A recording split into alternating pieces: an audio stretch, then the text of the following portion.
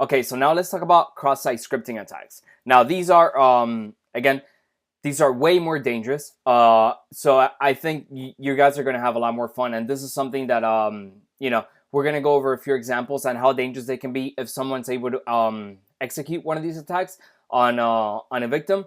And I'll show you some examples and then some ways to defend against it, as we've been doing throughout the course. So the first thing I want to do is I want to show you a very simple type of cross-site scripting attack.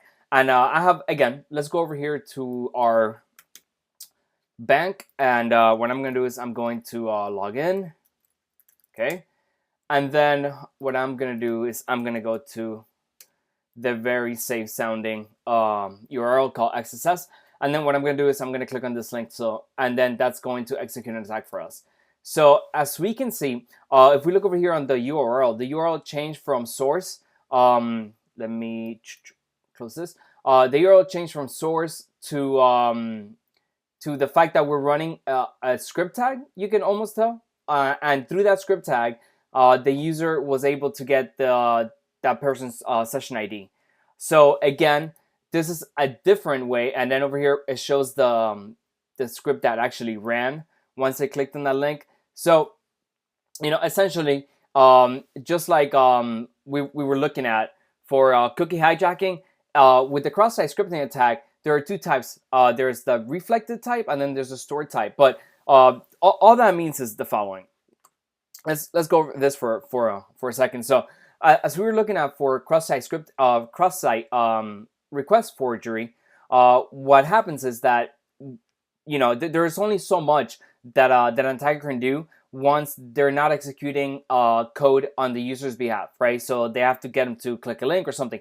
But if an attacker actually gets to run and execute code on the actual user's browser, then it really opens up the user or the victim to a lot more vulnerabilities. And so what we found out is that when we weren't running code, we couldn't do these things. For example, like we couldn't cross the iframe boundary, right? So it became there's ways to mitigate those attacks. But again, attackers have found different ways to get to run JavaScript on the page in different ways. And again, once you're running JavaScript on the page and you're not going through cross-site request forgery, then kind of everything changes hands. So let's talk about what is an XSS attack and how does it work. So essentially, is the following: an attacker sends the victim some link. Okay, now that victim clicks on the links and requests a legitimate website. The victim's browser loads the legitimate website, but also executes a malicious script. Okay, and that malicious script sends some victim data over to the attacker, right? So essentially, all it is they're getting to run some script on your browser. So it's a code injection vulnerability that's caused when an untrusted user data unexpectedly becomes code, right? And we're gonna go over again some of those examples. So any code that combines a common with use data is susceptible. So anything that's user input. Again, we talked about how dangerous it is to kind of trust user input. Well, again, in this type of attack, that's exactly what we're going to try to do. In cross-site scripting attacks, the unexpected code is JavaScript in an HTML document, or another way to for this to happen is an SQL injection attack, which a user through a user input, some type of form, right? They're able to submit a form. That form saves some code to a database, and then that database eventually gets executed and then shown to the user, and then that code that was saved gets sent to every client, right? So if the attacker gains some ability to do anything on the target, then they're essentially going to be able to get full access to the browser, and then at that point they can view, extract cookies, they can send HTTP requests, they can pretty much do anything, and it becomes really, really dangerous. So yeah, we just saw session hijacking with XSS. That's the attack that I showed you at the beginning. The attacker can insert their code into the web page. We saw through the URL, but really they can send a link. They can through a form. They can submit that form. That form gets saved, and then I'm going to show you over here on the server that I'm running right now through the request query resource. If when that form gets sent, so I'm going to go ahead and I'm going to okay, so I want to take you now behind the scenes just so you can see kind of what's going on. So I'm gonna go ahead and click on this, and I'm gonna go to the browser, and what you can see is that in the source, and again, this could come through a form, this can come through many ways, but essentially what's happening is that that over here, I'm just getting the source in the server, and then I'm not trying to defend against this attack at all. So the user can pretty much input anything they want, and what I'm going to do is I'm going to serve it directly into the page, right? So over here, I'm just serving that directly into the page, and then you can see it being executed. And then what I did is I showed what the execution was. So essentially, that attacker can send that information to their server and pretty much do anything else that's possible through the browser. Now, let me show you the first defense against it. So the first thing that we can do to defend against it, it's there is this great package called HTML Escape. So if we go ahead, okay, and we come over here, and I'm going to comment this out, and then so we're still gonna get the source, but now we're gonna run it through the HTML Escape function through that package, and then let's see what happens this time once we run that code. So okay, continue. Okay, let me just go ahead over here. So now we're back, and let's click on that link again. So this time you saw that the alert was not executed, so the code was not executed, and we see that the actual code that I ran actually just gets printed out as a regular string. So that's the first defense, and I would say that, you know, if you're in the server code and you have any user input, go ahead and run it through an HTML Escape function of some kind. There are many packages, but again, look for a package that does this for you. That way you don't run into any trouble.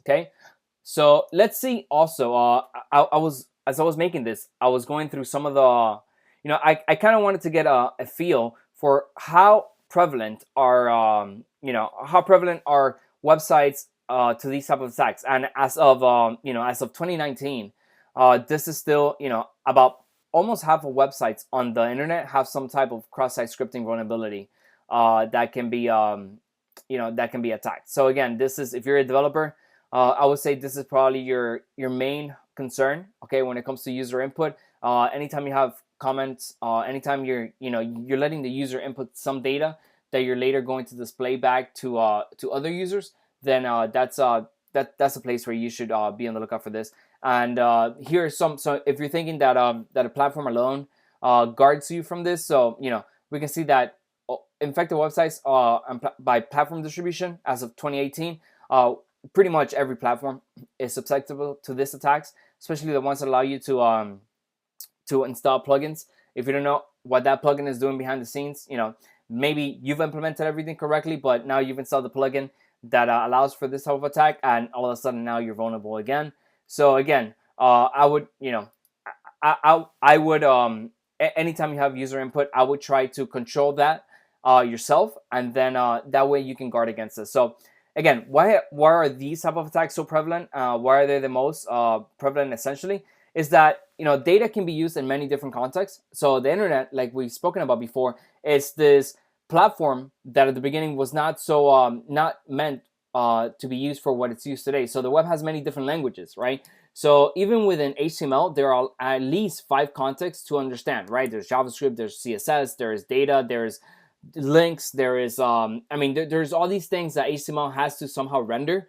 And when we're asking so much of the HTML parser, it essentially, and we're trying to accommodate all these languages and contexts, then it inevitably we run into this vulnerability. So if you just make, and again, remember, all you got to do is you got to make one mistake somewhere, right? So just one vulnerability, and essentially, especially in big apps, and at that point you can be completely compromised, right? So it's not like you need to you need to, again, all you got to do is make one mistake, right? And at that point, your website becomes vulnerable. So like I was explaining to you before, also, there are 2 types of cross-site scripting attacks. The first one is reflected, the other one's stored. The main difference is that reflected is essentially the attack code is placed into the HTTP request itself. So the attacker's goal is to find a URL. So either they're going to give you a link, or it's some link in some form or some place. And once you click on that link, then the attacker is going to try to perform that attack, just how we saw in the example. Now, the limitation of that attack is that the attack code must be added to the URL path or the query parameters, and also that the server has to be vulnerable to these. So they must not escape HTML. So sometimes when we're using, for example, if you're using any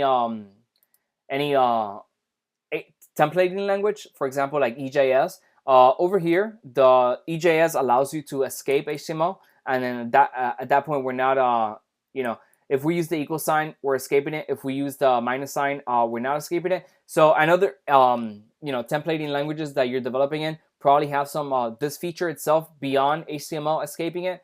So those are two ways that you should be on the lookout for in whatever templating language you're using. The other type of XSS attack is the stored type, right? So the attack code when it's stored, essentially what the attacker is going to try to do is it's going to try to get the code persisted into the database, right? So for example, let's say you have a comment box on somewhere on your site. You have maybe some comments or testimonials or whatever, and then once the user inputs their comments, whoever goes to that page after later on, then all those comments are going to load. Now, if within those comments, one of them has one of these attacks, so if they were able to store some malicious code into this comment, then at that point, again, you become vulnerable, or the website becomes vulnerable to the cross-site scripting attack. So again, the attacker's goal when it's stored is use any means necessary to get the attack code into the database. Once there, the server includes it in other pages into the clients, and at that point, you're pretty much screwed. So yeah.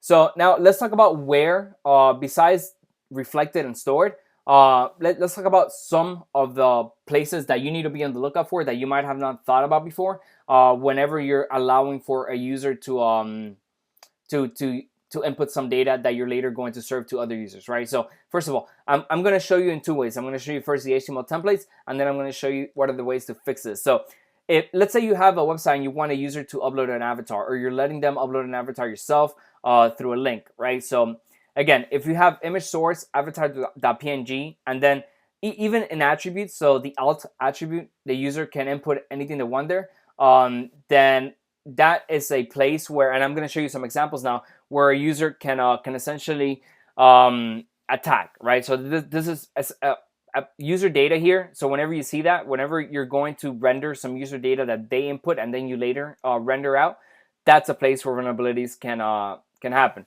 Now, what are another fix for this? If you're not HTML escaping, but even if you are, instead of using single quotes, change all your single quotes to an APOS. So that changes it to, on the server side, it'll read as APOS, but once it gets rendered to the DOM, then the DOM will render it back correctly into a single quote or double quotes. Now, if you want to change your double quotes, you change it to ampersand QUOT : okay? And that's another way that if you have user data to defend against it.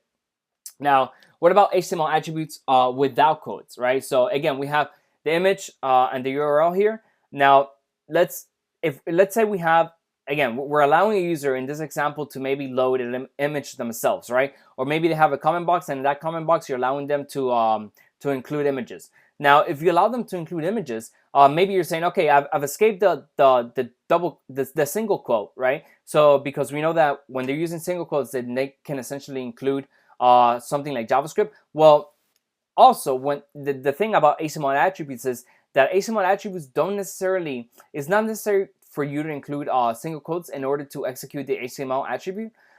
You can also include HTML attributes, and this is just, again, part of the HTML spec, as without quotes. Now, the thing is that if you do it without quotes, then you can have no spaces. So as soon as you have a space, then it gets treated as another attribute. But if a user, for example, does this, like unload equals alert, parentheses, document.cookie, parentheses, that's valid HTML, and then that would also get run as code. And again, there's no defense. There's no defense, as we were like seeing over here, that you can change all single quotes or double quotes into HTML escape characters. So over here you're kind of again in trouble, right? So unquoted attributes can be broken out of, right? So even if you have attributes like this, then again, there are many ways that attributes can be broken out when the DOM is parsing these attributes. For example, here are just a few that can cause troubles, and HTML will still try to parse the page. But again, the best defense against this is use an HTML escape package or a platform that does this for you, right? So again, beware of HTML attributes with special meanings. These are the most dangerous ones. For most attributes, escaping attributes is enough, like we said. If you use a package, you're usually in the clear. If you're allowing users to input something and you're escaping that input, you're usually in the clear. But again, beware of certain attributes like source attributes and href attributes, because these carry a heavier weight when it comes to the DOM, and the DOM again gives special meaning to these attributes. So let's say you have script source, and then you have some user data there, and right, that can never be saved even if you escape the attribute, because you're essentially allowing the user to because they're using the script tag and the source. At that point, you're letting them load in any random JavaScript, and then it'll just run in the browser. So if you're doing something like this, again, there's really no defense against this. Just be wary. When you're doing this stuff, ask yourself, is it really necessary to load in an external script? And if you do find that it is necessary, then figure out, go through that code and figure out where specifically, through some of the stuff that we've learned about in the class, where specifically you might find some vulnerabilities. All right. So also watch out for data and JavaScript URLs. And maybe for some of you that have not seen that before, let me show you what I mean by that. So there is this, and again, this is just part of the HTML spec, but most people don't even know that this exists. You can essentially write a link, that's valid HTML, and call it data text HTML, and then pass it some h1, and then that actually will get parsed and rendered as regular HTML. And then let me just show you over here. So if I'm just gonna open this in a new tab, and as you can see over here, that URL doesn't start with www, right? www. It starts with data, and then what we're doing is we're essentially treating it like an HTML document, right? So we have data text HTML, and then we're saying this is the HTML I want you to render, and again we see that it gets rendered as regular HTML, right? So if someone gets you to if an attacker gets one of your users or a user to to click on a link, and the link is structured in this way, then that's a potential way to execute some HTML data that you might have not even been aware of that was possible through the href tag, right? The other one, it's a bit more common, and most of us are aware of this. But in the href tag, you can also include JavaScript as instead of www. So again, href is not just www. HTML will recognize these and actually execute them, and then we can execute any JavaScript code, and it's, at that point, again, you're pretty much right. So I just clicked on a link, and that link opened up a text box with the text hi. But you can essentially with what we've learned about, at this point, the user is pretty much screwed. And if there's no defense against this, then you can have a leak or anything at that point on your site. Okay, so what are the data and JavaScript links? Again, I just show you. This is how they're formed. So again, just be aware of this whenever you're allowing someone to input a link on your site that you're later going to render. And then let's go over also some other danger scenarios, right? So let a user choose a URL. So again, I'm going to go over 3 scenarios here that again, if you're taking notes, I would say these are the writer downers.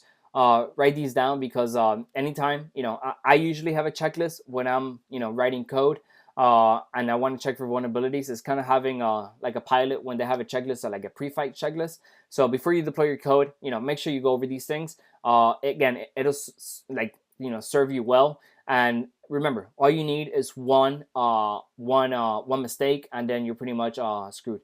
So anytime you let a user choose a URL, get JavaScript, essentially you're allowing them to get JavaScript execution, right? So Anytime, even if you're just allowing simple links, you're saying, yeah, but I'm not including, I don't let any JavaScript be included. So any script tags, essentially, is what I'm talking about.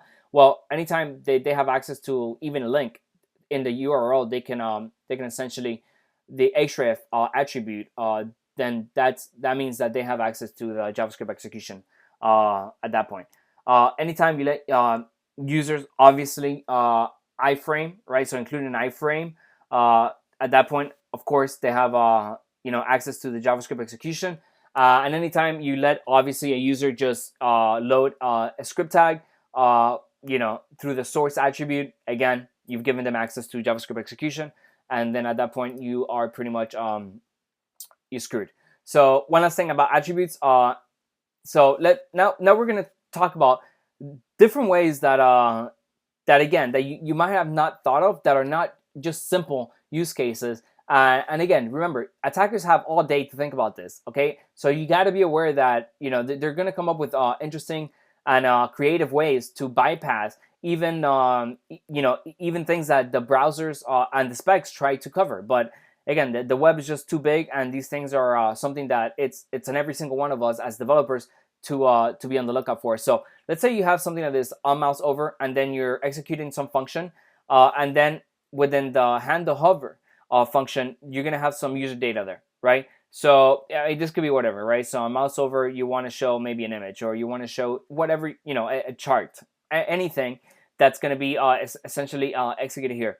Well, if a user has access to the user data here, what they can essentially do is right here. So what they can do here is they can finish the function execution early with the semicolon, and then close it, and then run another function with any type of JavaScript code, and then again finish the string. And at this point, I don't know if you're catching over here. So anytime you let user data, if they if they can escape, so this essentially is going to be the user data. So this is where it ends over here. This is where it starts. So imagine if what they did is that this was their input, right? So their input is going to be the following, right? It's going to start with it almost looks like a sad face, right? So close parentheses, semicolon, and then their JavaScript code. So when the DOM sees this, what the DOM is going to do, the DOM is essentially going to say, okay, so this is the end of the handle hover function. Great, perfect.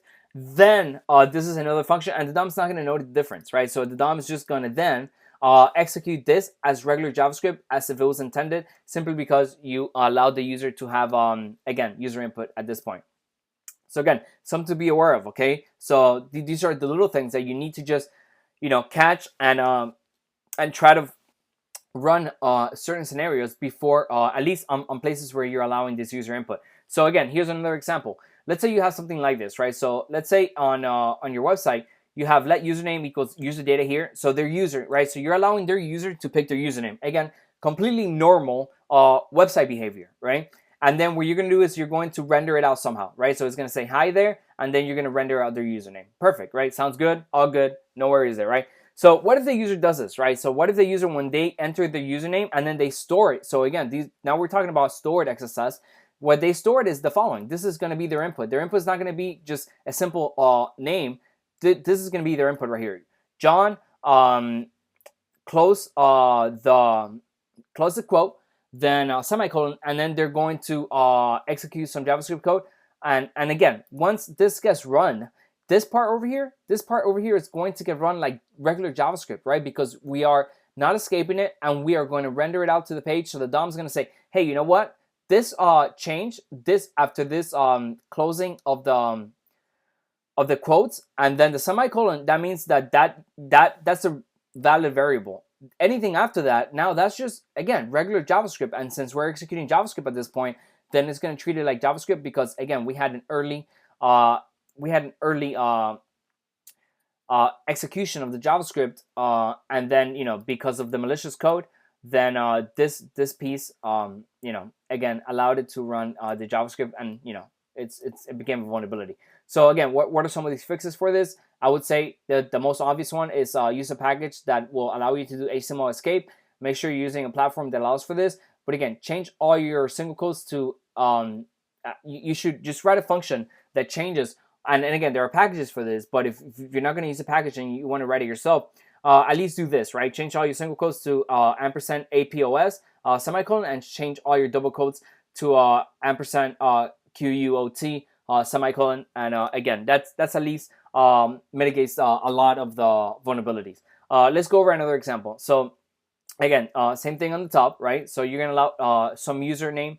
You're gonna allow the user to just pick their username essentially, right? But then again, let's yeah, this is crazy. So let's say this is what they choose as their username, right? So what they're gonna do is they're gonna escape the JavaScript execution for themselves, right? So they're gonna say, hey, you know what? This is my username. Within my username, they're gonna escape your current running JavaScript execution, and then they're gonna create their own JavaScript execution context and then run it, and then at that point start the JavaScript execution again, so yours can start again. So again, what happens?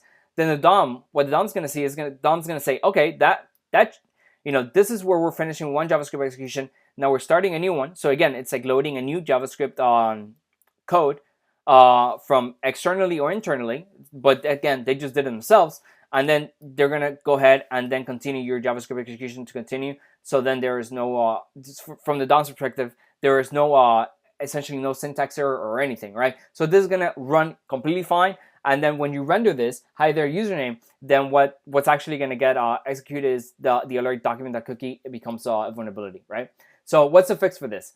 So another fix to bypass this, it's again, there are libraries for this. So I suggest use a library, but I at least want you to know what the defenses are, so you can at least be aware of them, right? So you can hex encode your user data to produce a string with characters from 0 to 9 and A through F, included inside a JavaScript string. So anytime you have user input that's a JavaScript string, go ahead and hex encode it. What you will then have to do is that you would then have to decode it as well. But again, there are libraries that can do this for you, that can automate all this, and at least you don't have to worry about it, and you're at least writing safe code when it comes to XSS vulnerabilities, right? So again, inside the string, you hex encode it, and then once you are going to actually render it out, you hex decode it, and what that will do is it will turn all your strings into valid and safe HTML, right? So go ahead and that's another defense for this. And one last thing,